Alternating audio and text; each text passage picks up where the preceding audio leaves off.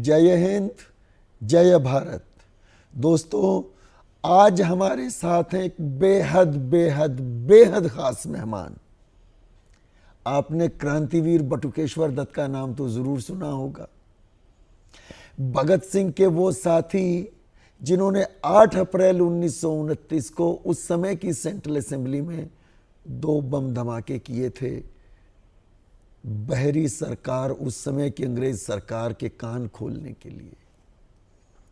वो क्रांतिवीर बटुकेश्वर दत्त आज हमारे साथ, उनकी सुपुत्री, उनकी इकलौती संतान, वैसे तो हम भी उन्हीं की संतान हैं, हम सब, उनकी बायोलॉजिकल चाइल्ड, मेरी बड़ी बहन भारती दत्त जी हमारे बीच हैं। बहन जी, आपका बहुत बहुत स्वागत, बहुत बहुत अभिनंदन। मुझे भी बहुत खुशी है यहाँ आकर आप सबों के सामने मिलने के लिए। बहुत समय से बात होती रहती थी टेलीफोन पे, हालांकि बहुत कार्यक्रमों में बहन जी आई, पहले बहुत बार आई।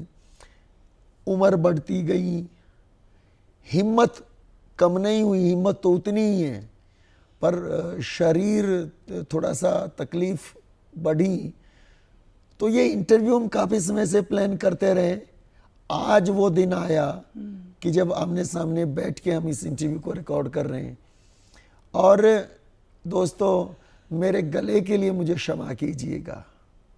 आज 21 जुलाई है, कल 20 जुलाई थी, और 20 जुलाई क्रांतिवीर बटुकेश्वर दत्त जी की पुण्यतिथि होती है।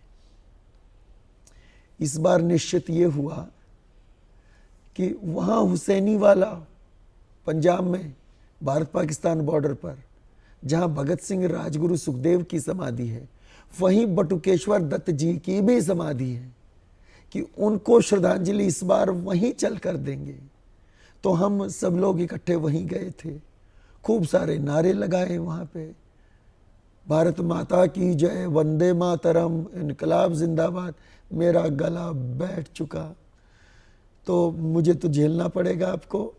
बहन जी बताएंगी, बहन जी की बातें सुनेंगे। तो शुरू करते हैं। बहन जी, ये बताइए, जन्म कहाँ कैसे हुआ बटुकेश्वर दत्त जी का, पारिवारिक परिवेश कैसा था, और वो बचपन कैसे बीता, शिक्षा दीक्षा कैसी हुई? जन्म तो इनका बंगाल में हुआ। बंगाल में बर्धमान के पास 23 किलोमीटर अंदर एक उवाड़ी नाम का गांव है।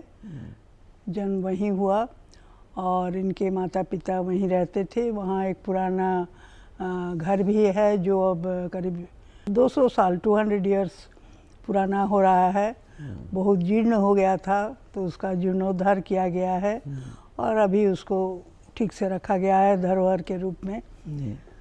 तो यहीं से कहानी शुरू होती है। तो जन्म स्थल रहा बंगाल, बाद में उनका कर्म स्थल बना कानपुर, यूपी और पंजाब।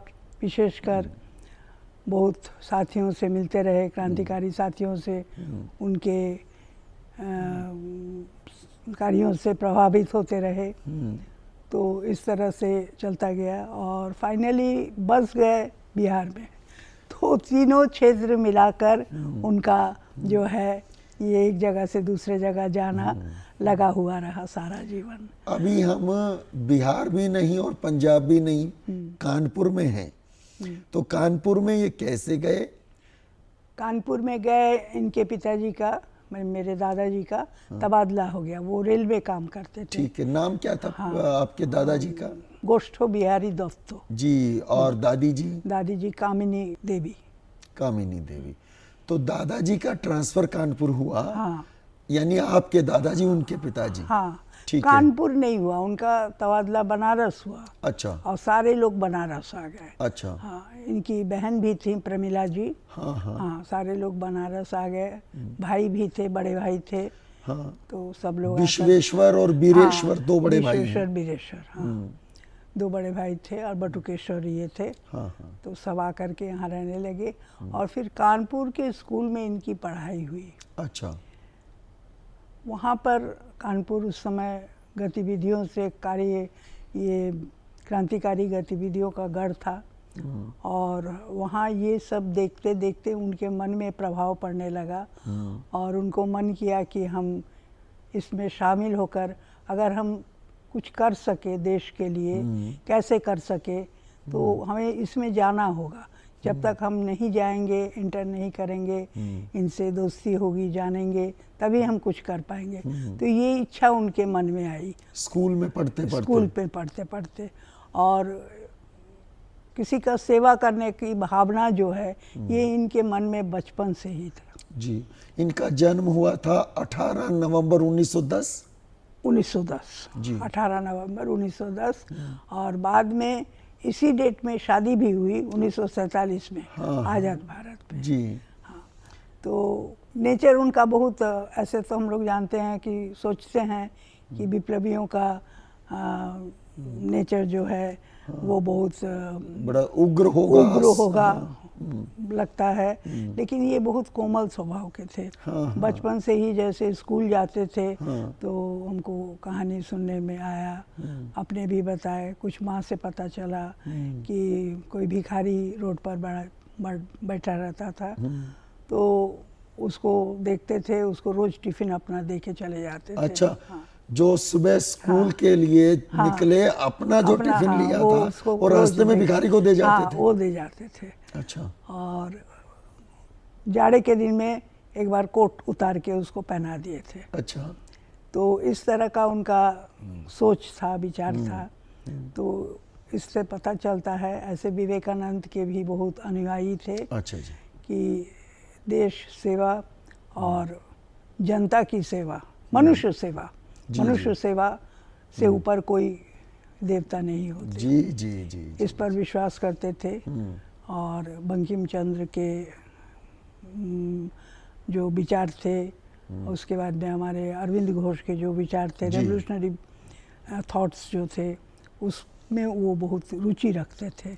तो इसलिए उनका जो बचपन से ही उनका चरित्र और सोच कुछ दूसरे तरह का था, दूसरे तरह का था। जी, मेरे ख्याल 1924 के शुरू में कानपुर में भगत सिंह से परिचय होता है इनका। हाँ, भगत सिंह से परिचय होता है और ये नेपाल बाबू उस समय थे, उन्होंने ये परिचय कराया था। सुरेश चंद्र भट्टाचार्य जी भी थे, वो हिंदुस्तान रिपब्लिक एसोसिएशन में, वहीं इनसे परिचय हुआ। और उसके बाद पिताजी कम बोलते थे, शांत स्वभाव के थे, और भगत सिंह बहुत कुछ बात करते रहते थे, कुछ कुछ बोलते रहते थे, समझाते रहते थे, डांटते रहते थे। तो धीरे धीरे, हाँ बड़े थे, तो धीरे धीरे ये गहरी दोस्ती में बदल गया।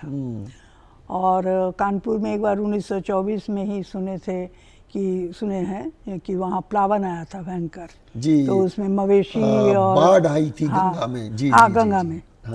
तो उसी में मवेशी और लोग आ रहे थे, तो रात में लालटेन लिए खड़े रहते थे रात भर, और दिन में उनको पुरिया छान कर खाना खिलाते थे। जी। गंगा में बाढ़ आई जो बहन जी बता रही हैं 1924 में, तो गंगा की बाढ़ में पशु और इंसान भी अगर बह रहे हैं और रात का अंधेरा है, नहीं दिखेगा, बाढ़ में बह रहे हैं, यही नहीं पता किनारा किधर है, तो ये लालटेन लेके भगत सिंह और बटुकेश्वर दत्त किनारे पे खड़े लालटेन हिलाते थे कि रोशनी देख के पशु को, इंसान को पता चले इधर किनारा है, उधर वो कोशिश करे तैर के निकलने की। और इस तरह इन्होंने कई सारे पशुओं की जान बचाई थी। और इसके लिए रोज घर में डांट पड़ती थी कि तुम रात भर कहाँ रहते हो जी, क्या करते हो। तो लेकिन कुछ बोलते नहीं थे, इसलिए कि अगर हम बोल दिए तो हो सकता है कि हमें फिर अगला दिन ये मौका न मिले सेवा करने का, इसलिए वो चुप रह जाते थे। तो इस तरह की उनकी जीवन रही, इसी में दोनों रहे। दोनों फिर गंगा किनारे बैठ के किताबें पढ़ते रहते थे, एक दूसरे को समझाते रहते थे। जिस बात को, जैसे कार्ल मार्क्स की किताबों के बारे में उन्होंने हमें बताया, पिताजी ने, कि वो एक बार पढ़ने से कुछ समझ में नहीं आता था, तो हम लोग दोनों बात करते रहते थे। बातचीत के दौरान हम लोग बहुत कुछ समझने लगे। फिर गैरिबल्डी की किताब पढ़ते थे और रशियन रेवोल्यूशन, आयरिश रेवोल्यूशन। तो यहाँ से रुचि जो है वो डेवलप किया। और वो क्रांति के पथ पर चलने के लिए विचार कर लिए कि इसी रास्ते से जाकर हम ब्रिटिश शासकों को यहाँ से दूर भगाएंगे, हमारे देश को, भारत माँ को आज़ाद करेंगे। जी, मेरी जानकारी कुछ ऐसी भी है कि जहाँ भगत सिंह ने इनको पंजाबी सिखाई, इन्होंने बंगला सिखाई और काजी नजरुल इस्लाम की देशभक्ति की कविताएं भी। वो काजी नजरुल इस्लाम को तो हम लोग जानते हैं, बहुत वो रेवोल्यूशनरी कविताएं लिखते जी, थे। जी। और उसको पढ़ने के बाद आज के दिन में भी खून गर्म हो जाता है, तो उसके बारे में कहानी सुनाते थे और उसको रेसिटेशन करके सुनाते थे भी, और बहुत खुश होके दोनों एक दूसरे से पढ़ते रहते थे। हाँ। तो वो यात्रा आगे चली, इन्होंने वो सेंट्रल असेंबली में दोनों ने बम फेंका और उस मुकदमे में दोनों को ही सजा हुई लाइफ ट्रांसपोर्टेशन। एक बात, दो लोग वहां पे सरेंडर करते हैं बहन जी बम फेंकने के बाद। उस मुकदमे में किसी तीसरे आदमी का नाम नहीं पता चला अंग्रेजों को, तो इससे जाहिर होता है कि दोनों बहुत मजबूत इरादे के थे। कोई अंग्रेज कोशिश करके कोई इनसे बात नहीं निकलवा सके। और इसी विश्वास के लिए ही शायद भगत सिंह ने इनका चुनाव किया था कि बटू मेरे साथ बम फेंकने जाएगा, हम बटू को ले जाएंगे, जबकि बटू की उम्र कुछ भी नहीं थी। नहीं, है ना? लेकिन उनको लगा था कि ये इस काम को सफलतापूर्वक कर पाएंगे और अपने आप को जो पुलिस के हवाले करना है और उसके बाद की जो परिस्थिति रहेगी वो बटू से संभल जाएगा। इस विश्वास के साथ वो ले गए थे और फाइनली तो दोनों मिल करके फिर आगे चल के बहुत सारे कठिन काम किए, संघर्ष में जीवन रहा, लंबी भूख हड़ताल, जेल में रही। हाँ, जेल में रहे और भगत सिंह की तो फांसी हो गई। और इनको बहुत दुख था कि हमें इस फांसी के ये पर चढ़ने का हमको मौका नहीं मिला। वो भी चाहते थे, लेकिन उस पर भगत सिंह ने कहा कि तुम देश को जी कर दिखा दोगे कि क्रांतिकारी केवल मरना ही नहीं जानते या फांसी के फंदे को चूमना नहीं जानते, बल्कि वो संघर्षमय जीवन भी जी सकते थे। और ऐसा रहा कि पिताजी का, बटुकेश्वर दत्त का, उनका पूरा जीवन ही संघर्षमय रह गया आज़ादी के बाद भी। पत्र भी तो लिखा ना भगत सिंह ने इनको, जो अभी आपने बताया, पत्र में लिखा उन्होंने ये बात। एक और पत्र, जब भगत सिंह को फांसी होने वाली है और ये सालेम जेल में है साउथ में, वहां से इन्होंने भगत सिंह के पिताजी को पत्र लिखा है और वो बहुत भावुक होके पत्र लिखा है। बहुत मन है, तड़प रहे हैं ये कि मैं काश एक बार वो मिल सकता सरदार से। तो भगत सिंह के परिवार के साथ भी इनका संबंध बहुत अच्छा था और बाद में तो और बहुत ही गहरा हो गया, बहुत एकदम घर के बेटा बन गए ये। इनको भगत सिंह की माँ ने और इनको समझ लीजिए कि अपने गोद ले लिया। और बहुत स्नेहमय था उनका विचार, और इसका तो हम अपनी आंखों से देखे हैं। जब एम्स में बीमार थे पिताजी, तो उस समय किस तरह से वो सिरहाने पर 6 महीने बैठी रहीं। उठ करके उनको हम लोग किसी तरह मुश्किल से भी एक रात के लिए भी हम लोग सोफा पर भी नहीं सुला सकते थे। कहती थी कि नहीं, यहीं हम सिर रख के इसके साथ, बेटा के साथ सोएंगे। तो मन में इस तरह की बात थी और परिवार के ही हो गए और हम लोग को भी परिवार के ही मानते थे। बाद में जब 2008 में हम तीन मूर्ति भवन गए, वहाँ माननीय प्रधानमंत्री हमारे मनमोहन सिंह जी ने बुलाया, तो हम वहाँ गए। वहाँ जगमोहन जी भी आए हुए थे और क्रांतिकारी परिवार के लोग आए हुए थे। वहाँ उनसे बहुत दिनों के बाद हमारी भेंट हुई। और किनसे? जगमोहन जी से। अच्छा। हाँ, और उन्होंने सबके सामने इस बात का ऐलान किया कि मेरे जगमोहन जी जिनका जिक्र कर रही है ये अमर बीबी अमर कौर की बेटा हैं। हाँ, ये भगत सिंह जी के भांजे हैं, प्रोफेसर जगमोहन सिंह। भगत सिंह जी से छोटी जो बहन थी अमर कौर, उनके सुपुत्र हैं जी। तो उन्होंने जिक्र किया कि मेरे परिवार की एक सदस्य खो गई थी, सुनकर लोगों को बहुत अच्छा लगा, बहुत हंसे भी, और आज उन्हें हम पा गए। आज हमने उन्हें खोज लिया। तो ये बहुत बड़ी बात है कि हमें उस परिवार में मिलने का या परिवार के अंश बनने का हमें भी मौका मिला है। हमें वो इस तरह से आज के दिन में भी पारिवारिक संबंध है, जो भी परिवार के हैं वो हमको दीदी कहते हैं और इस विचार से ही मिलते हैं। तो ये बहुत बड़ा सौभाग्य है कि भगत सिंह जैसे परिवार में हमको स्थान मिला। मेरी शादी में भी इन्होंने, भगत सिंह की माँ ने, माता विद्यावती जी ने बहुत कुछ भेजा था, और जगमोहन जी उस चीज़ को सारा लेके आए थे। और आपको ये हम अपनी बेटी का दहेज तैयार कर रही थी वो। और हम आपको ये बताना चाहेंगे कि मेरी शादी पहले गुरुद्वारे में इस रीति से हुई, पंजाबी रीति से हुई। हाँ, उसके बाद बंगाली रीति से हुई, घर पर ट्रेडिशनल वे। तो मैं थोड़ा सा पीछे चलूंगा फ्लैशबैक में। जब ये जेल में थे लाहौर में, तो भगत सिंह जी की माँ, भगत सिंह जी की माँ नहीं मैं कहूँगा, बटुकेश्वर दत्त जी की माँ, इनकी माँ विद्यावती इनको वहाँ भी अपने हाथ से खाना खिलाती थी। और कहते हैं कि भगत सिंह ने भी माँ को एक बार कहा था, इनको चूंकि लाइफ ट्रांसपोर्टेशन हुआ और भगत सिंह को फांसी, तो उन्होंने कहा था कि मेरे मरने पे दुखी मत होना, बटू के रूप में अपना ही तो एक अंश छोड़ के जा रहा हूँ। ऐसा हुआ था, एकदम ऐसा ही बात।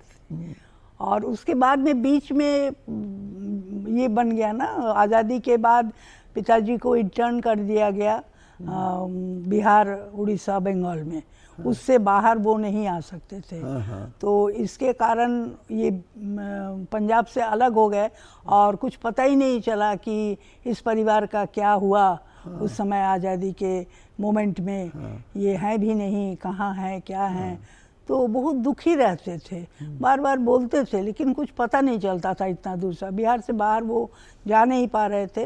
हालांकि डॉक्टर राजेंद्र प्रसाद जी बाद में 8 महीने के बाद इसको हटा दिए थे कि ऐसे बलिदानी के लिए नजरबंद करने आज़ादी के 8 महीने बाद तक ये प्रतिबंध रहा। ये दोस्तों जिस बात की अभी चर्चा बहन जी ने किया, 1938 में बांकीपुर जेल से 1937 के आखिर में सेलुलर जेल से ये क्रांतिवीर वापस मेनलैंड पे आते हैं, यहाँ की जेलों में रहते हैं। ये 1938 में बांकीपुर जेल में थे। हाँ, बांकीपुर जेल में थे। और स्वास्थ्य बहुत खराब था, बहुत बीमार थे। बल्कि इनकी रिहाई के लिए गांधी जी ने भी प्रयास किया। हाँ, उनकी लिखी हुई चिट्ठी भी है। हाँ, उनके अपने हाथ की लिखी हुई कि हम आई विश कि आप जल्दी से स्वस्थ हो जाएं। हाँ, पत्र यू रिकवर वेरी सून। जी। तो गांधी जी ने प्रयास किया कि इतने बीमार हैं, जेल से छूटें। अंग्रेजों ने उस समय सशर्त कंडीशनल इनको रिहा किया था।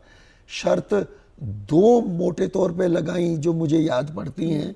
बहन जी मुझे करेक्ट करेंगी, मेरी बड़ी बहन है, आप प्रोफेसर भी हैं तो यूं भी वो काम है आपका। कि एक चीज तो ये कि रिहाई के बाद बटुकेश्वर दत्त पंजाब, दिल्ली और आज का उत्तर प्रदेश, उस टाइम इसको यूनाइटेड प्रोविंस कहते थे, यहाँ नहीं जा सकते। क्योंकि क्रांति का ये तीनों प्रदेश एक तरह से सेंटर थे उस जमाने में, यहाँ नहीं जा सकते। और दूसरी, उनको दूर रखा गया, यहाँ से दूर रखा गया कि आप उधर ही रहो। हाँ, और दूसरी शर्त ये, किसी रिवोल्यूशनरी एक्टिविटी में पार्टिसिपेट नहीं कर सकते। एग्जैक्टली। तो खैर 2 शर्तें रखी गई, 2 शर्तें लगी, वो उधर बांध दिए गए। और भगत सिंह का परिवार आज का जो पाकिस्तान है वहां था परिवार 1947 में। और हाँ, इस बीच में ये कंडीशनल रिलीज तो हुए, पर उसके बाद फिर से अरेस्ट हुए, क्विट इंडिया मूवमेंट में भाग लिया, फिर से जेल 1942 के क्विट इंडिया में, बांकीपुर जेल में रहे। फिर बांकीपुर जेल में, पटना में, और रिहा होने के बाद पटना में ही नजरबंद कर दिए गए। फिर पटना में ही नजरबंद, मतलब बिहार में। और देश आजाद होने के 8 महीने बाद तक बहुत कोशिश करके, चिट्ठी है मेरे पास डॉक्टर राजेंद्र प्रसाद जी की, उन्होंने कहा कि नहीं, ये ठीक नहीं है, इसको हटाया जाए। तो इस तब हटाया देश गया। की आज़ादी के लिए अपनी जवानी दे देने वाले बटुकेश्वर दत्त पर देश के आज़ाद होने के बाद भी 8 महीने तक प्रतिबंध था कि वो पंजाब, नहीं दिल्ली जा सकते हैं, यहाँ नहीं जा सकते नहीं। थे। तो इसलिए वो संपर्क टूट गया, संपर्क टूट गया। माता जी से और भगत सिंह के परिवार से, जो कि बाद में कहीं 1963 में जुड़ता है। हाँ 63 में जाते हैं, कहीं पर ये फिल्म देखे थे जी। पहले पिक्चर में वो रील्स दिखाए जाते थे, न्यूज़ रील बीच में। तो वो देख करके उनको लगा कि नहीं ये तो जीवित हैं माता जी अभी भी, और तुरंत टिकट बनाए और तुरंत गए कि मैं आ रहा हूँ।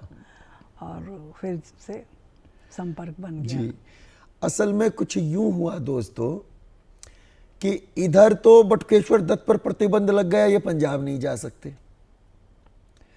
और उधर बंटवारा जब हुआ है तो लाखों लोग मारे गए उस खून खराबे में। इन्हें यह भी नहीं पता कि भगत सिंह का परिवार आज बचा भी कि नहीं बचा, और बचा तो सरहद के उस पार है या इस पार। तो दोनों परिवारों के बीच संपर्क नहीं रहा। समय आगे बढ़ता गया, वर्ष 1963 आया, खटखट कलां गांव भगत सिंह का पैतृक गांव, वापस परिवार वहीं आ गया। पुराना एक घर है भगत सिंह जी के परदादा ने कभी बनाया था, उसमें वापस आके रहने लगे।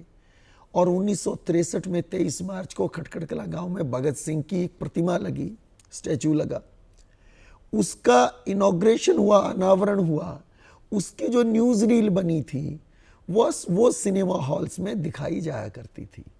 तो पटना में बटुकेश्वर दत्त जी जहाँ बस गए थे, वो वहाँ सिनेमा हॉल में वो कोई फिल्म देखने गए होंगे, वहाँ इंटरवल में उनको वो न्यूज़ रील दिखी, उससे उनको पता चला कि माँ जिंदा हैं, और उसके बाद वो माँ से मिलने गए। पर वो कहानी बाद में, मैं थोड़ा सा पीछे लेके चलूँगा अपनी बहन को। मुझे ये बताइए, देश आज़ाद हुआ, शादी जैसे आपने कहा कि 18 नवंबर 1947 को देश की आज़ादी के बाद विवाह होता है उनके जन्मदिन पे ही। फिर आपका जन्म हुआ, थोड़ा सा उनके विवाह के बारे में, अपनी माँ के बारे में वो बताएं। विवाह तो हुआ, बंगाल में रहती थी मेरी माँ, अंजलि दास। शादी के बाद अंजलि दत्त हो गई। और ये शादी तय की गई थी मेरे जो बड़े चाचा थे उनके तरफ से। वो पेपर में एडवर्टीजमेंट था, तो उसे देख करके ये गए, और मेरे पिताजी भी गए हुए थे, तो मेरे पिताजी देख के तुरंत हाँ कर दिए कि नहीं, कोई मुझे आपत्ति नहीं है। और ऐसा था कि उस समय ये सब देखते वातावरण, इस वातावरण में पले बड़े, पढ़ाई लिखाई भी की मेरी माँ ने। उनको बहुत, हमको बाद में बताती थी कि बहुत हमको अद्भुत लगा कि मेरा संपर्क यहाँ कैसे जुड़ गया। वो कभी सोची भी नहीं थी कि इतना गौरवान्वित उनका जीवन होगा, इतना उन्हें मौका मिलेगा अपने आप को उसके, उनके बगल में, बटुकेश्वर दत्त के बगल में रहने का और उनका सेवा करने का। तो बहुत पायस लेडी थी, बहुत शांति से रहती थी, और बहुत कुछ उन्होंने झेला भी, क्योंकि इनका तो क्रांतिकारी जीवन रहा और संघर्षमय जीवन रहा।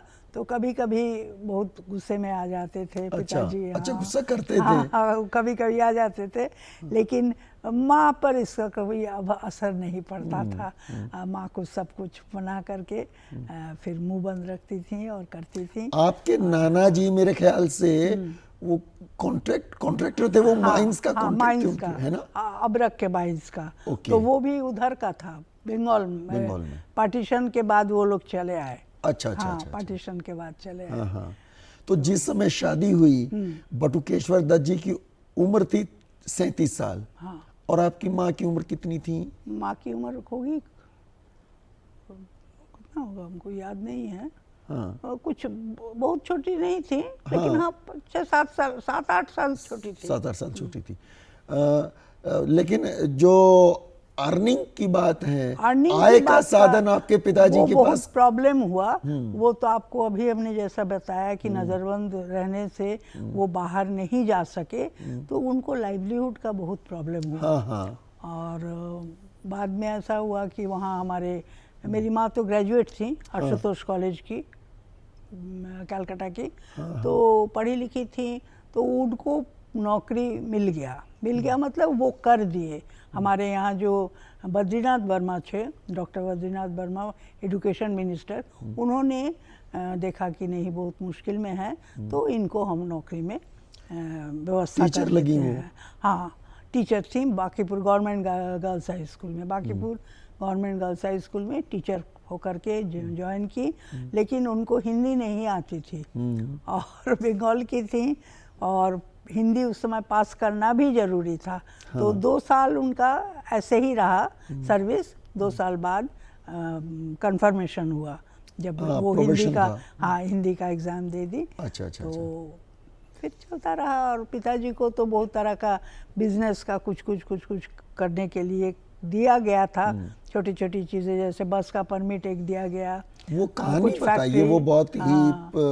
दिल दुखाने वाली कहानी है वो। बस अच्छा, परमिट के लिए क्या हुआ? वो हुआ ऐसा कि उनको, वो गए डीएम के पास, तो वहाँ जाके उन्होंने कहा कि ऐसे ऐसी बात है, और हम बटुकेश्वर दत्त हैं, भगत सिंह के साथ हमने बम फेंका था, तो हमें इसके लिए अनुमति चाहिए। गवर्नमेंट की कोई स्कीम थी हाँ, कि फ्रीडम फाइटर्स के रिहेबिलिटेशन के लिए गवर्नमेंट स्कीम लाई थी, बस परमिट दे रही थी उन लोगों को, तो इन्होंने भी अप्लाई किया। तो उस पर उन्होंने पूछा कि पहले आप हमको आपकी सत्यता, बात की सत्यता, और आप जो फ्रीडम फाइटर हैं उसका सर्टिफिकेट दिखाइए, सर्टिफिकेट तब हम आपके लिए कुछ सोच सकते हैं। हाँ। तो इस बात पर ये बहुचर्चित विषय हो गया, और पिताजी बहुत दुखी हो गए, और अपने एप्लीकेशन को फाड़ कर फेंक दिए, और बोले कि नहीं, हमको नहीं करना है। ऐसे मानसिकता तो उनकी थी नहीं ये सब करने की, लेकिन बाध्य तो होकर, हुआ ना। दुखी होकर जो भी कुछ हो जाए, हेल्प कर सके परिवार में, इसलिए कर रहे थे। तो लेकिन उन्होंने फिर एक्सेप्ट नहीं किया। हाँ, फिर बताते हैं कि कभी किसी कार्यक्रम में डॉक्टर राजेंद्र प्रसाद के साथ भेंट हुई, चर्चा चली, और जब उनको इस बात का पता चला कि ऐसा अपमान है ये तो, इतने बड़े क्रांतिकारी, और वो उनसे सर्टिफिकेट मांग रहे हैं कि सर्टिफिकेट दो, तो सच बोल रहे हो। सारी दुनिया जानती है जिस बात को, कि बहुचर्चित हो गया ये बात, कि इनसे सर्टिफिकेट मांगा गया, जिसको देश दुनिया सब जान गया, जिसका नाम दत्त भगत सिंह का नाम एक साथ जुड़ गया था, वो एक ही शख्स माने जाते थे। मैं आपको एक बात, मुझे अचानक इस नाम से याद आ गई, मैं बीच में मैं भूल गया होता वरना। मुझे बहन जी दिल्ली आर्काइव्स में एक लेटर मिला, जो दिल्ली के सुपरिंटेंडेंट पुलिस ने अच्छा लिखा है दिल्ली के चीफ कमिश्नर को। अच्छा उस टाइम चीफ कमिश्नर होता था, चीफ सेक्रेटरी नहीं होता था। यहाँ पे चीफ कमिश्नर, मैं दूंगा उसकी कॉपी, आपको शेयर करूंगा। चीफ कमिश्नर को लिखा है, और ये बताते हैं कि कोई एमबी हाई स्कूल है दिल्ली में, अच्छा कि उस एमबी हाई स्कूल के बच्चे, स्टूडेंट्स, क्लास में जो शर्ट पहन के आ रहे हैं, उस पे बटुकेश्वर और भगत सिंह के अच्छा फोटो वाले बटन लगे हैं। ओ, ये बात हमें पता नहीं था, आपने बहुत अच्छी जानकारी दी। जो बटन, जो शर्ट्स वो पहन के बच्चे क्लास में आ रहे हैं, अच्छा, कि उसमें जो बटन हैं, वो बटनों पे फोटो हैं भगत सिंह जी और बटुकेश्वर दत्त जी के। वाह। और इस पर एक्शन होना चाहिए मैनेजमेंट के अगेंस्ट। फिर वो चीफ कमिश्नर उसमें सुपरिंटेंडेंट ऑफ एग्जाम से रिपोर्ट लेते हैं। तो वो लेटर मेरे पास है, मैं आपके साथ शेयर करूंगा। तो आपने बताया कि भगत सिंह दत्त के नाम से परिचित हो गए थे। पंजाब में तो उनकी परिचिति ऐसी ही थी, और बहुत लोग जानते थे कि ये एक ही शख्स हैं, दो अलग अलग हैं। तो समझ सकते हैं हम लोग कि कितना गहरा संबंध था। और इसीलिए अंतिम दिनों में उन्होंने यही मांगा, हमारे तत्कालीन पंजाब के मुख्यमंत्री थे रामकिशन जी, हाँ जी, कि उन्होंने जब पूछा कि आपको अंतिम समय में आपकी क्या इच्छा है, हम जानना चाहेंगे, तो उन्होंने कहा मेरी कोई इच्छा नहीं है, हम भगत से बहुत दिन से जुदा हो गए हैं, हमको उनके पास पहुंचा दिया जाए, जहां वो है हम वहीं जाना चाहते हैं। तो ये श्रेय जो है ये पंजाब सरकार को जाती है कि सतलज किनारे व्यवस्था उन्हीं के तरफ से था। हाँ, स्पेशल ट्रेन दिया गया, उसमें इनके शरीर को, पार्थिव शरीर को ले जाया गया और अंत्येष्टि वगैरह जो भी कार्यक्रम वहीं हुआ सतलज किनारे। उस समय कुछ था नहीं, आज तो बहुत सुंदर उसका विकास हो गया है, बहुत सुंदर पेड़ पौधे लग गए हैं, बहुत शांति है उस जगह में।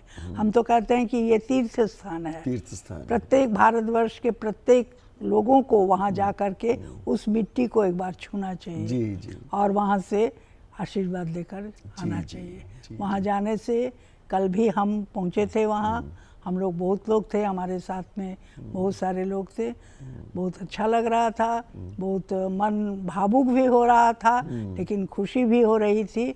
वहाँ जाने से एक अद्भुत शक्ति का संचय होता है, तो मनोबल बढ़ता है, आत्मविश्वास बढ़ता है। तो हम क्यों ना अपने नए पीढ़ी के जो भी हमारे बच्चे हैं उनको उस जगह को ले जाएं, एक्सकर्शन में ले जाएं, स्कूल के बच्चों को, कॉलेज के बच्चों को, वो जानेंगे, क्योंकि उनको बताना हमारा आपका फर्ज होता है। बिल्कुल सही बात है। हम अगर उन्हें नहीं बता कर चले जाएंगे तो उनको इस बात की जानकारी ही नहीं होगी कि उस समय क्या हुआ था, क्या नहीं हुआ था। क्या कि इतिहास तो अपने आप के सत्यता को सामने ले ही आती है, आज नहीं तो कल। लेकिन हम आज इतने दिनों के बाद ये चीज़ उभर कर आ रही है कि इन लोगों का कितना सहयोग था, क्या था। हमने पहले भी कहा कि दिल्ली में इतने सारे स्थल बने हुए हैं, समाधि स्थल, जहां हम डिग्निटरीज को ले जाते हैं। तो आप एक स्थल तो ऐसा बना दीजिए कि क्रांतिवीरों के नाम वहां लोग जाकर देखें और जाने कि हाँ ये भी एक रास्ता था, जो कि पैरेलल रास्ता। दोनों का सहयोग, हम किसी को छोटा नहीं कर रहे हैं, किसी को बड़ा नहीं कर रहे हैं, लेकिन दोनों का जो सहयोग था, दोनों के सहयोग से ही हमारा भारत आज़ाद हुआ। इस बात की जानकारी अगले पीढ़ी को होना चाहिए, पूरे विश्व को भी होना चाहिए। तो ये व्यवस्था नहीं है। मैंने लखनऊ भी हम गए थे, तो वहाँ भी हमने आग्रह किया था, सरकार से निवेदन किया था कि एक ऐसा स्थल भी बनाया जाए जो कि क्रांतिवीरों के नाम हो। जी मैं थोड़ा सा फिर पीछे लेके चलूँगा आपको। Bus permit doctor Rajendra Prasad ji की इंटरवेंशन के बाद मिल गया। फिर वो बस कैसे चली, क्या हुआ, थोड़ा सा वो बताएं। बस चली और उस बस पर हम चढ़े भी हैं।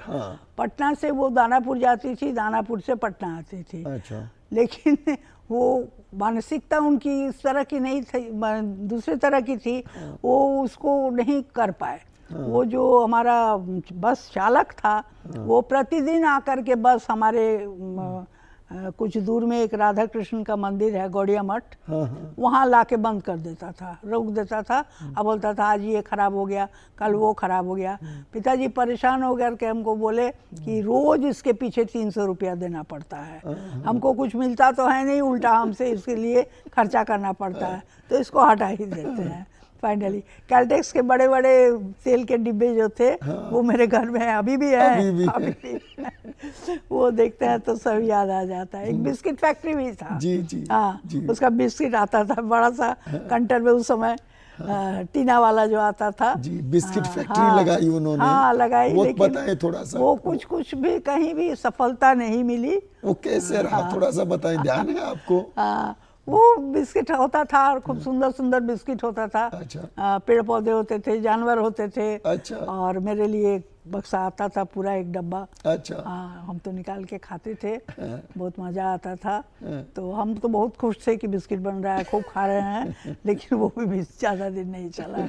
उसमें भी घाटा हो गया, उसमें भी, हाँ, वो बंद हो गया। हाँ, उस तरह का प्रॉफिटेबल बिजनेस संभव नहीं था। ऐसी मानसिकता जिनकी थी, वो प्रॉफिट पर क्या जाए। वो तो कभी सोचे ही नहीं कि हमको क्या मिलेगा, हमने क्या दिया, इस पर उनका विशेष ध्यान रहता। जब आप स्कूल जाती थी, पढ़ती थी, तो पिता का कैसा रिश्ता था आपके साथ, वो बताएं थोड़ा सा। पिताजी का रिश्ता बहुत ही हमने पहले ही आपको कहा कि बहुत कोमल हृदय के थे। हाँ। और लेकिन अनुशासन पर विशेष ध्यान देते अच्छा। थे।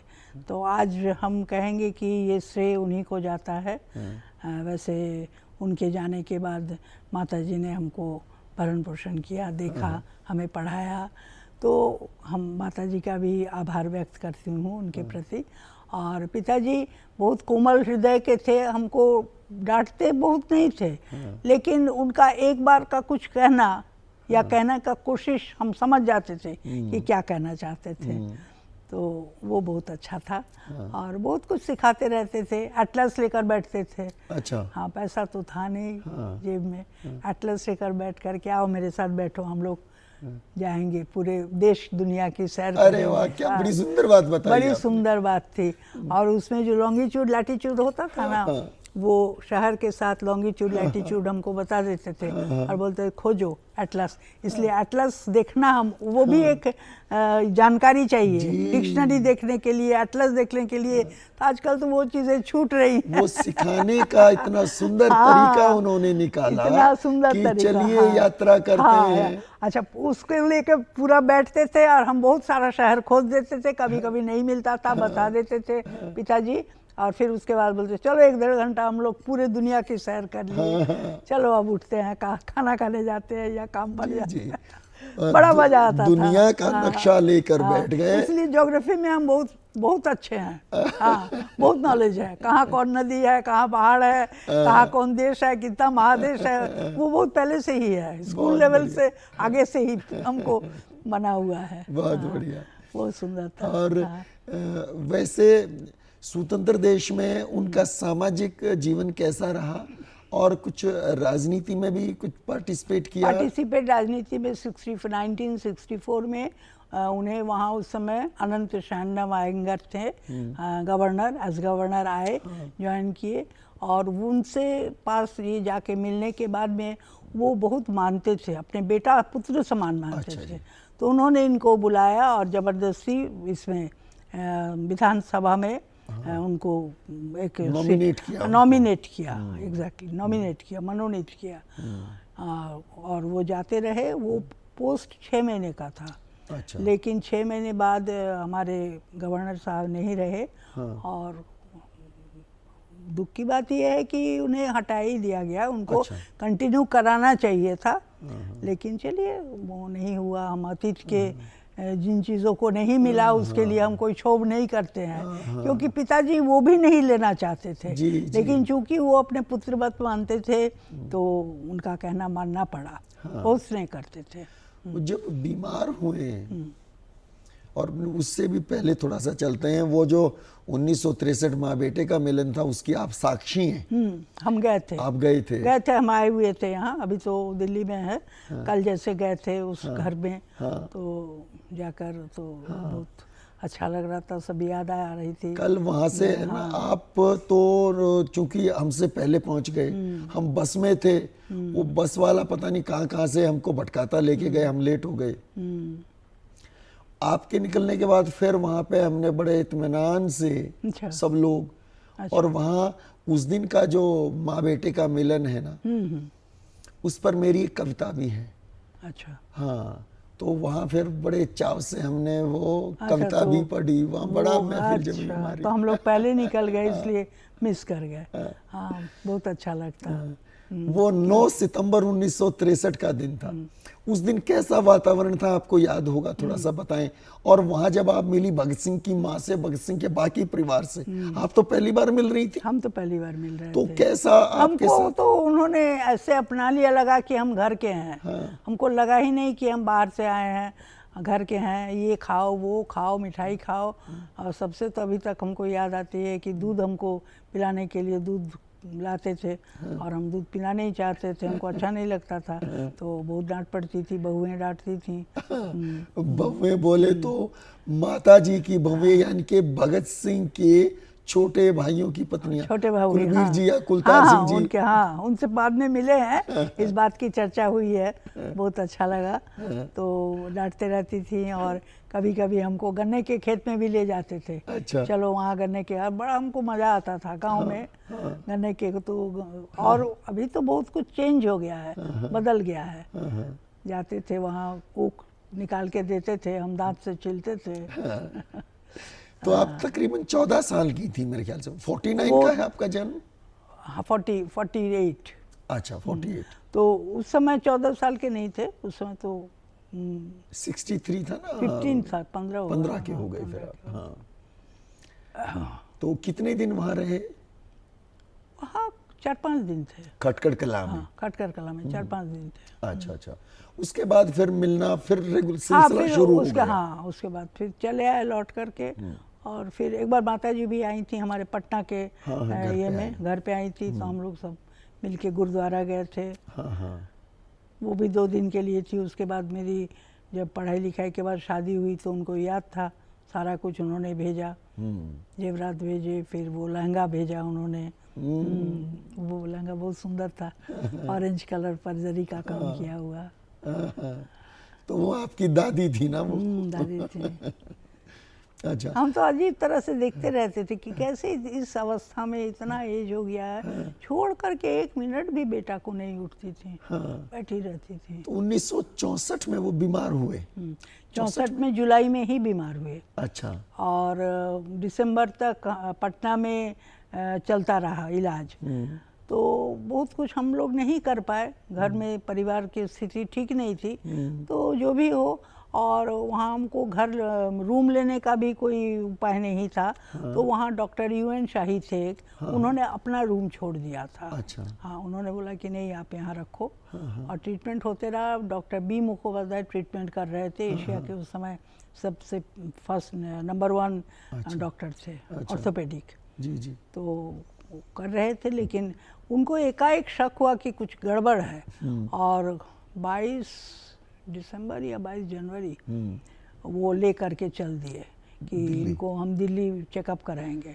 मैं खुद ले आए। पढ़ रहा था हाँ, कि शुरू में वहाँ जब एडमिट थे पटना में तो नहीं प्रशासन ने गौर किया, और फिर चमनलाल आज़ाद, हाँ, उन्होंने चमनलाल आज़ाद यहाँ आते थे, यहाँ आते थे, एम्स में आते थे, रेगुलर आते थे, डेली आके शाम को 1.5-2 घंटा पिताजी बताते थे, वो सुनते रहते थे, लिखते रहते थे। उन्होंने एक किताब भी छपवाई थी। उन्होंने उस टाइम जब पता चला पहली बार इस बात का कि बटुकेश्वर दत्त जी की ये कंडीशन है, तो उन्होंने वीर अर्जुन में एक लेख लिखा है। हाँ, और उसमें उन्होंने लिखा कि क्या भारत में बटुकेश्वर दत्त जैसे व्यक्ति को जन्म लेना चाहिए?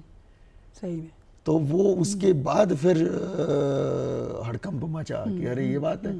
तो यहाँ से अभी आपने चर्चा की थी, रामकिशन जी हाँ, आप मुख्यमंत्री सही कह पंजाब रहे थे, हैं। पहले वहाँ यहाँ आए थे पटना में, है ना? हाँ। उसके बाद में फिर यहाँ आने के बाद तो रेगुलर आते रहे, सुनते रहे सारी कहानी, पूरी कहानी लिखते रहे। और उसके बाद किताब भी छपवाई उन्होंने। और यहाँ आने के बाद तो जो पहले वो सफदरजंग हॉस्पिटल में एडमिट हुए हैं। हाँ। और फिर एम्स में। हाँ, यहाँ फिर माता जी के बारे में अब हम वहाँ लौटते हैं। माँ विद्यावती जी, आप बता रहे हैं कि 6 महीने ऐसे रहे हाँ। कि उनको वो पता चलते ही वो आ गई, जी, यहाँ आकर के रहने लगी। और फिर उनके साथ ही रहती थी, सोफे तक पे भी नहीं जाती थी, उठना ही सिर नहीं पे हाथ चाहती रख के थी। बैठे रहती थी, और खिलाते रहती थी, खिलाती रहती थी। अब पिताजी को भी बहुत संतोष था। बहुत तकलीफ कम हो जाती थी ना माँ को के देख साथ। के। हैं क्या माँ के कमाल साथ। का रिश्ता था बहन क्या जी। हमने देखा है उनके आंखों में वात्सल्य, प्रेम, ओह, स्नेह। माता जी की आंखों, माता विद्यावती की आंखों में आज भी मेरे आंखों में पानी आ जाता है। और 80 साल से ज्यादा की आयु थी उनकी, हैं? 80 के करीब तो हो ही रखी एकदम थी। खुद के भी घुटनों में तकलीफ थी, बहुत। हैं? कुर्सी पर बैठी रहती थी, कुर्सी पे बैठी रहती थी। सिराने पर हाथ दिए, जो फोटो है हाँ। सब जगह आजकल उपलब्ध है, वैसे बैठी रहती। कुछ फोटो वैसे भी, वो माता जी तो हैं ही, साथ में आप भी हैं, आपकी माता जी भी हैं, और बहन भगत सिंह जी की बीवी अमर कौर, अमर कौर की पिक्चर भी है। तो फिर जैसे स्वास्थ्य बिगड़ता गया, सब बिगड़ता गया। सफदरजंग में ले जाकर एक्सरे, ये रे वगैरह दिया जाता था, एक्सरे नहीं, रे। तो रोज ले जाते थे, रोज होता था। और ये सारा खर्चा हमसे संभव नहीं था। तो हम आभार व्यक्त करते हैं गुलजारी लाल नंदा जी की। हाँ, उन्होंने सारा खर्चा बेयर कर लिया। वो होम उन्होंने- मिनिस्टर थे उस हाँ, टाइम? होम मिनिस्टर थे। उन्होंने कहा कि हम सारा खर्चा देंगे। तो सबको जानकारी खलबली हो गई। लाल सबको बहादुर जानकारी- शास्त्री हाँ, प्राइम मिनिस्टर थे। हाँ, हाँ, वो भी आए वो भी हॉस्पिटल आए में? थे, वो भी आए थे। लाल बहादुर शास्त्री भी आए थे। के बाद जो उनको उनके पार्थिव शरीर को ट्रेन में ले जाया गया, टाउन हॉल में रखा गया, अंतिम ये शब्द- सारी व्यवस्था सरकार की तरफ से ही था। अंतिम शब्द बहन जी, मैं कहीं पढ़ रहा था कि शायद 17 जुलाई की बात है या 18 को, जो अंतिम शब्द उन्होंने जो बोले हैं वो माँ ही बोले हैं उन्होंने। वो तो लास्ट में ये में चले गए ना, कोमा। हाँ, कोमा में चले गए पर ना। कोमा में जाने से पहले हाँ, एग्जैक्टली, अंतिम शब्द जो बोले हैं वो, उसी लिए तो उनसे पूछा भी गया था। रामकिशन जी देखने आए जल्दी कि क्या बात है, बहुत तबीयत बिगड़ रही है। तो उन्होंने वो अंतिम इच्छा जाहिर की और लास्ट उन्होंने माँ ही कहा था। माँ ही कहा था। क्या कमाल की बात है। तो फिर 20 जुलाई को हाँ, वो चले गए। चले गए। फिर वहां से उनका पार्थिव शरीर वो पार्लियामेंट भी लाए गए हैं मेरे ख्याल से। पार्लियामेंट भी लाया गया था। हाँ, वहां भी लाए गए अच्छा। हैं। वहां भी, और फिर वहां से टाउन टाउन हॉल में रखा गया था पूरा दिन। जी। और शाम के समय गाड़ी ट्रेन में हाँ गए और वो तो आवाज़ अभी भी मेरे कानों में गूंजती है। इनकलाब जिंदाबाद, दत्त भगत सिंह जिंदाबाद। पूरे स्टेशन में एकदम भीड़ ही भीड़, दिल्ली से, प्रति स्टेशन में। दिल्ली से फिरोजपुर तक के रास्ते में कितने स्टेशन? हमको याद नहीं है जितने भी थे, हाँ, जितने भी हर थे। स्टेशन पे भारी भीड़ थी। बहुत भीड़ थी। और पूरा वो माला और फूल जो आ रहा था उसको हटाना पड़ रहा था। पूरा ऊपर तक भर जा रहा था, बोगी ऊपर तक भर जा रहा था। और पूरी रात लोग जागे हुए थे। पूरी रात लोग जागे हुए थे। और फिर 21 जुलाई को पहुंचते हैं फिरोजपुर। वहां फिर क्या हुआ? वहाँ तो वीरान भूमि, वहाँ जाने के बाद वो सतलज बह रही है नीचे से। और एक छोटा सा हमने देखा कि एक तो त्रिपल लगा हुआ है, ऊपर खाली त्रिपल था, 4 बांस के ऊपर। और वहाँ वहीं अंत्येष्टि हुई। और रामकिशन जी आए हुए थे, मुख्यमंत्री पंजाब वो थे। पंजाब के आए हुए थे। और भी डिग्निटरीज थे। वहाँ भी बेबे जी थी। हाँ, माँ वो तो विद्यावती थी। जी हाँ, थी। हाँ, वो तो थी ही, वो नहीं। और आपने मुखाग्नि दी। हाँ, तो बड़ा भारी, बड़ा, अब वो कैसा रहा होगा? मैं भी भावुक हो रहा हूँ उस क्षण को। आपने तो जिया है। तो कितने लोग थे, कितनी भीड़ थी और कैसा वातावरण था? भीड़, काफी भीड़ थी। करीब हमको लगता है 500-600 लोग तो थे ही। अच्छा। वहाँ के आसपास के लोगों अच्छा। को जानकारी हुई। हाँ, चूंकि इनका नाम पंजाब में और फिरोजपुर में, इन सब जगहों में बहुत लोग श्रद्धा आज भी करते हैं। 500-600 तो कोई ज्यादा नहीं हुए। हाँ, बहुत। वो तो पूरा जमीन भी खाली था ना उस समय। इसलिए कुछ आकलन करना ज्यादा मुश्किल रहे है। होंगे, 500 ज्यादा से रहे तो होंगे। ज्यादा हाँ, हमको आइडिया नहीं हो रहा होगा कि हम भी उस समय बहुत छोटे थे। तो कितना समुदाय में कितने हो सकते हैं नहीं 500-600 जानते। तो बहुत हाँ, थोड़े रह जाते। हमको लगता है हजारों कि लोग हाँ, रहे। 1000 से भी ज्यादा हो सकते हैं। असल में बहुत बड़ा ये तो बना हुआ नहीं ना था, खुला छोटा तो सा मैदान, दायरा, दूर-दूर तक खुला खुला मैदान था मैदान। पूरा और वो दूर का जो बॉर्डर था उसमें कांटा तार भी दिखता था। अच्छा। कांटा तार का बेड़ा लगा हुआ था। हाँ, तब ऐसा जैसा अभी बना हुआ है ना। ये सब नहीं था। तो इसलिए वो उतना बड़ा जगह में खुले आसमान के नीचे कितने लोग हैं, वो थोड़ा पता करना उनको याद नहीं आ रहा है। पता तो चल ही जाता था। तो बटुकेश्वर दत्त जी चले गए। उनके बाद आप मेरी माँ भी बहुत सेवा की। माँ भी बहुत अंत सेवा। दिनों तक एकदम। हाँ, बहुत स्ट्रांग लेडी थी। अच्छा, इस मन दौरान की कुछ, शक्ति बहुत थी उनमें। इस दौरान कुछ ऐसा भी हुआ शायद आपके एडमिशन का? एडमिशन मेरा एग्जाम था। हम मैट्रिक का एग्जाम दे रहे थे उस समय। तो उसके लिए तो बीच उसके में लिए जाना बीच पड़ा? में नहीं, माँ को नहीं जाना पड़ा। उसके लिए मेरी चाची आई थी। अच्छा। मेरी मामी आई थी, उनके पास हम रहे। अच्छा। 3 महीना, 2 महीना, 1 महीना जैसे मिला जुला के। और उसी बीच हमने एग्जाम दिया। और देते ही पिताजी बुला लिए बुला चलिए लिए। आओ। हाँ, तो ये चमनलाल जी के साथ भगवान दास जी थे, दास जी माहौर। तो हमको ले आए साथ में। अच्छा हम अच्छा। उनके साथ दिल्ली पहुंचे, वहाँ ताला लगा के चले आए। हाँ, फिर घर बंद पड़ा हुआ था, जब लौटे तब खाली घर में लौटना पड़ा। तो फिर आपका विवाह कब हुआ? मेरा विवाह तो 69 में हुआ। 69 में हुआ। 69 में हुआ। तो माँ विद्यावती जी उस टाइम मुखिया हैं। वो भेज दी थी, अपने तो खुद नहीं आ पाई उस समय, लेकिन अच्छा। जगमोहन जी आए अच्छा, थे। उनका हाँ, स्वास्थ्य। हाँ, जगमोहन जगमोहन थे। जी हाँ, आए। हाँ, सारा कुछ लेके बात आए। लेके आए। हाँ, सही में। हैं? हाँ, बहुत बढ़िया। उनका जीवन संघर्षमय ही रह गया, पिताजी का। लास्ट स्टेज में भी बीमारी, ऐसी बीमारी हुई कि वो भी संघर्षमय रहा। संघर्षमय उसके पहले लाइवलीहुड के लिए संघर्ष करना पड़ा, उसके लिए भारत माँ के लिए संघर्ष करना पड़ा।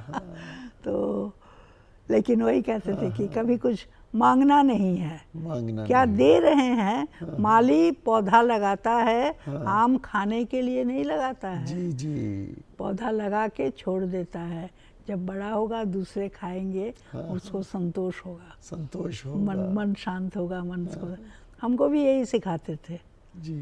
कि दूसरों के लिए सोचो, अपने लिए मत सोचो, अपने आप जो आना है आएगा। तो पिताजी से संबंधित जितनी भी बहुत सारी चीजें आपके पास रही होंगी, हाँ। उनका क्या किए? उन चीज़ों को हमने देखा कि घर में पड़े पड़े वो ख़त्म हो रहे हैं, उसमें पीलापन आ रहा है, हम उसको प्रोटेक्ट नहीं कर पा रहे थे। उसमें दवा वगैरह देना पड़ता है। तो हमने वो 2008 में जो हमारे प्रधानमंत्री जी ने हमें बुलाया, नेहरू हाँ, नेहरू म्यूजियम लाइब्रेरी में, तो वहाँ से हमारा एक संदेशा आया कि आप अगर कुछ देना चाहते हैं, आपके पास कुछ है, तो हम उसे लेने के लिए आग्रही हैं।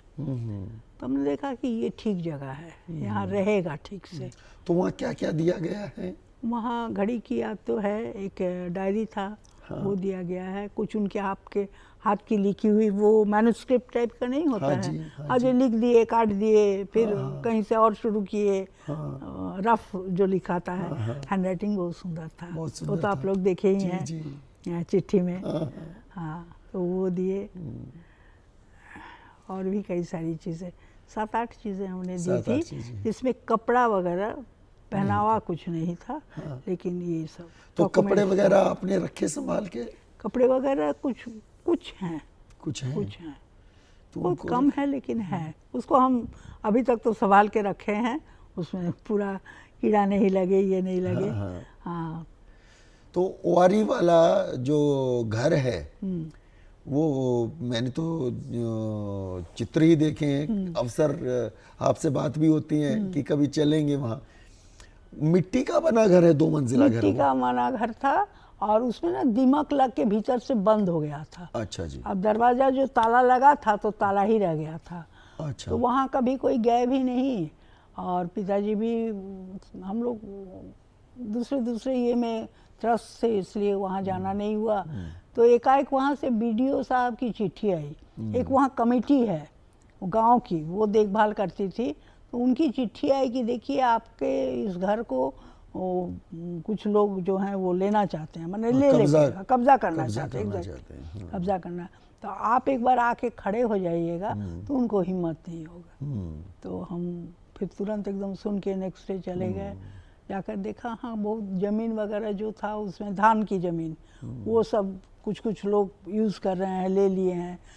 तो हमने कहा कि अब जहाँ बस रहे हैं वहाँ से मत हटाइए किसी को, ठीक नहीं लगता है, वो उजड़ जाएंगे। तो किसी के मन को तकलीफ देना ठीक बात नहीं, बल्कि घर जो है उसको रिनोवेट कर दीजिए। तो रिनोवेशन क्या हुआ है वैसा ही, भीतर से साफ हो गया है। वो जो दीमक लग गया था और मिट्टी सब जमा हो गया था, दरवाज़ा नहीं खुल रहा था। दरवाज़ा वही पुराना लकड़ी वाला जो पुराना डिज़ाइन है, वही है। ऊपर से शेड जो है ना, वो बढ़ा दिए हैं दोनों तरफ से, ताकि पानी नहीं लगे। जी जी जी जी। तो वो तो बन चुका है, और इनॉग्रेशन उसका होना है, फॉर्मली इनॉग्रेशन होना है। म्यूजियम भी बनेगा एक वहाँ, और अतिथियों के लिए, और जो भी शोध कार्य के लिए जो बच्चे आते हैं, उनके लिए रूम बना हुआ है। 2-4 दिन वो रहना चाहें। हाँ, हाँ। हाँ, वॉशरूम वगैरह हाँ, बना चूंकि हुआ वो तो गांव है, ठेठ गांव है हाँ, बिल्कुल। और कल जाते जाते हमको याद आ रही थी, हमने अपने बच्चों को कहा कि वहाँ का एंसेस्ट्रल घर जो होता है वो इसी तरह का होता है। हाँ, हाँ। वो घर भी वैसा ही लग रहा था, जी। वहाँ भी छोटे छोटे ईंटों का जी, पतले ईंटों जी। का बना हुआ है। हाँ। और दूसरी बात है कि वो जो रास्ता जो जाती है सो पतली सी, हाँ। ऐसे घूम घूम घूम घूम के, वो भी 23 किलोमीटर दूर है ना जी, जी, स्टेशन जी, से। जी, जी। तो उसी तरह का जी, जी। रोड भी है। तो बहन जी, आखिर में वैसे तो बहुत सारी बातें आपसे करने का मन है, हाँ, लेकिन शाम को आपकी फ्लाइट भी है, वो भी आज 2024 में आपकी अपेक्षाएं सरकार से, आपकी अपेक्षाएं देश से, आपकी अपेक्षाएं युवाओं से इस देश के प्रति क्या है और क्या संदेश होगा आपका? देखिए, देश के प्रति तो सबको प्रेम भाव रखना ही चाहिए। हम चाहेंगे तभी देश को आगे बढ़ा सकते हैं। तो युवाओं को हम कहते हैं कि आप अनुशासन से रहिए, आप अपने मनोबल को मत तोड़िए, मन की शक्ति को बढ़ाइए, और कुछ दूसरे घर परिवार से बाहर जाकर कुछ दूसरी विचारधाराओं से जुड़े और पढ़ें। पढ़ने से बहुत कुछ सीख सकते हैं, केवल अपने ही देश का नहीं, आप विदेशों का भी सारी चीज़ों को पढ़ें। जैसे हमारे भगत सिंह, बटुकेश्वर दत्त और भी लोग पढ़ते थे। तो ऐसा करने से हम समझते हैं कि उनका एक नया व्यक्तित्व आएगा, और पर्सनालिटी डेवलपमेंट के बाद उनका सोच विचार बदलेगा। सोच विचार बदलना बहुत ज़रूरी है, पुराने सोच लेकर बैठे रहेंगे तो नहीं चलेगा। और समय के अनुसार हम कहेंगे कि हम नहीं कह सकते हैं कि पहले से कुछ नहीं हुआ है। हमारे देश का उत्थान नहीं हुआ है, आज के दिन में कुछ ज़्यादा ही है, लेकिन उस समय की स्थिति को भी हमको देखना पड़ेगा ना। 47 में आज़ादी के बाद जो स्थिति बना हुआ था, उसमें से निकलने में ही तो कितना समय लग गया। तो और दूसरी बात है कि सब अपने ढंग से काम करते हैं, अपना प्रयास करते हैं, चुनकर तो हम सभी को भेजते हैं, जो भी हमारे देश के नेता होते हैं या विधानसभा लोकसभा में, लेकिन सबके काम करने का तरीका जो है वो अलग अलग होता है। जी। तो इसलिए उन्होंने अपने तरीके से, अपने संगठन से काम करवाया। आज के दिन में दूसरे तरीके से, दूसरे सोच विचार के साथ हो रहा है, और टेक्नोलॉजी का डेवलपमेंट भी बहुत हो रहा है, उसे हमको अपनाना है। उसे बिना अपनाए हम पीछे रह जाएंगे। तो आज अगर हम मानते हैं कि भारत हमारा बहुत ऊपर आ गया है, विदेश के लोग हमें बहुत सम्मान करते हैं, आदर करते हैं, तो हम और आगे बढ़ने के लिए सारे चीज़ों को लेकर चलना पड़ेगा। हम केवल इतना ही कहेंगे, जैसे मेरे पिताजी ने सिखाया था, कि आप सामने वाले को छोटा बनाकर अपने मत बड़ा नहीं हो सकते, बड़ा नहीं हो सकते। अपने आप को बड़ा जाहिर करने की कोशिश मत कीजिए। जी। सामने वाले जहाँ हैं वहाँ रहने दीजिए। आपका अगर बड़प्पन है तो वो खुद ब खुद बाहर चला आएगा। जी, बहुत सुंदर बात है। हमें पीछे नहीं आगे देखना है, मिलके चलना है, प्रेम के साथ चलना है, और हम दोष नहीं खोजेंगे दूसरे में, क्रिटिसिज्म नहीं करेंगे कि उन्होंने ये नहीं किया। ठीक है, उन्होंने नहीं किया, हमने क्या किया, हमारा क्या योगदान है। जी। आप हम अगर करेंगे तो दो व्यक्ति जरूर हमारे साथ कतार में जुट जाएंगे करने के लिए। तो भावनाएं इस तरह से बढ़ती हैं, फैलती हैं। जी, बहुत सुंदर बात है। तो बहन जी, बहुत बहुत आभार, बहुत बहुत धन्यवाद। पिछले 3 दिन से आपके साथ खूब बातें करने का अवसर मिला, और वो जो तीर्थ यात्रा रही अपनी, हुसैनी वाला और खटखड़ कला, वहाँ तो सबको नमन करके आशीर्वाद लेके जाओ, जीवन बन जाएगा, हम कहते हैं। और दूसरा, हम भी आपके प्रति आभार व्यक्त करना चाहेंगे, इसलिए कि आपने हमें और लोगों से बात करने का, सुनने का मौका दिया। वो जब भी सुनेंगे, जब भी जानेंगे, तो ये विचारधारा जो है ये आगे बढ़ेगी। और उसका उपयोग होगा, सदुपयोग होगा, ठीक से हम उनको समझ पाएंगे, उनकी क्या इच्छा थी हमारे देश को कहाँ ले जाने की, तो ये ठीक रहेगा। तो ये मौका आपने दिया हमें, जी बात हुई हमसे। बहुत ठीक है। बहुत धन्यवाद बहन जी। ठीक तो है। दोस्तों, ये थी आज की बातचीत आदरणीय बड़ी बहन भारती दत्त जी के साथ, बटुकेश्वर दत्त जी की सुपुत्री के साथ। आपको ये बातचीत कैसी लगी कमेंट बॉक्स में लिखकर जरूर बताइएगा। जय हिंद, जय भारत। जय हिंद।